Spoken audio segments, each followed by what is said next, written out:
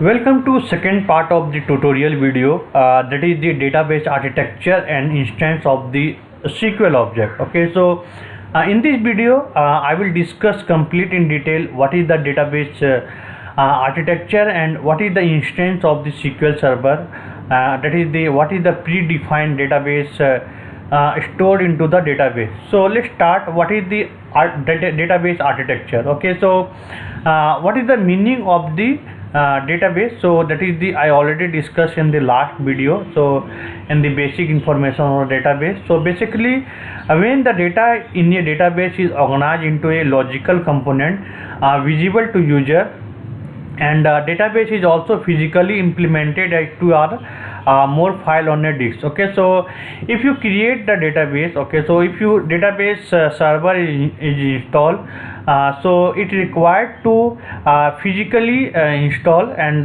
they located in the somewhere, so they have the same concept of the SAN, storage area network, and they have the some disk. So any data which is the save into the database, or any data which is the object is created into the database, that will be saved into the disk. Okay, so in the real time also if you work, you can see some drive is allocated to the particular team, or the some drive is allocated to you also.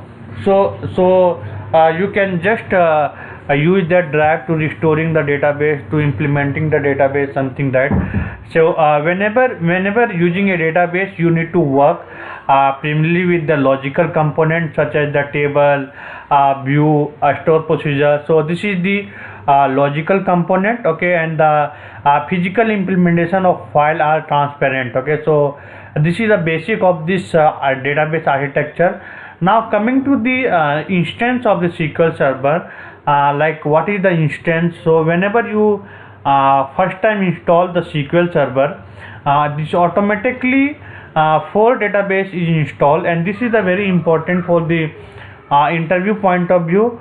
So they will ask you the question like what is the instance of the SQL Server when you install the server in your machine.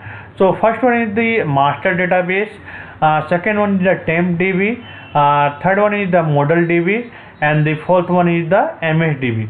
So I will discuss each and every one by one in the detail. So master DB, its name since it record all the system level information for a SQL Server, like so how many user is created, how many database is created, what the user is logged in, what object is created. So each and everything, the name seems master, they store all the information into the master database. Okay, so now next one is the model database. So model database is the basically used as a template for all database created on a system. So basically whenever you create the table, it basically is required the table name and the column name. Okay, so without table name and column name you cannot create the table. So at least you need to give the at least one column name. So the template of this each and every object are saved into the model database. So model database must always exist on a server system. So if you create the store procedure, if you create the function, and if you do any type of the syntax error, through the model database only the SQL Server through the error. Next one is the MSDB. Okay, so MSDB is basically used to server agent for the scheduling and alerting the job. So basically whenever you have doing the some manual tasks on the daily basis, like for example, suppose any of the employee, which is the employee name is the XYZ, and they have the responsibility on daily that they generate the code, they execute the code into the SQL Server and generate the output and share to the client, or the share to the management each 4 hours. So this is the manual job is required, but through the SQL Server we can create the job. So whenever we required, we need to put the timing, so automatically the code will be executed and data will be saved into the FTP location, and the email will be sent whatever the data is generated. So all the scheduling and alert and the job is taken care by the MSDB. Next one is the TempDB. So TempDB is basically hold the temporary object. Okay, for example, we have the we can create the temporary data store for the temp table for the store procedure, which is not required for the future purpose. So if you're creating the table, unwanted table, and you not required for the future, it will take the space into the server.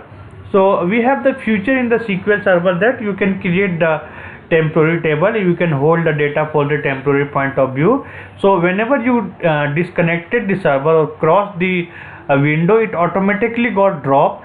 So meanwhile, whenever you created and store the data, it saved into the TempDB, and this is functionality is available to store the only temporary data. So we have the temporary table and the temporary store procedure that will be stored into the TempDB. Okay, so this is the all this I discussed, that is the system defined database. Okay, so this is the system DB. Whenever you install the server, it's all automatically available, but whatever the database you created, that is the called the user defined database. Like for example, I created one database that is called the user defined database, and user defined database can create so many so there is no limitation is there.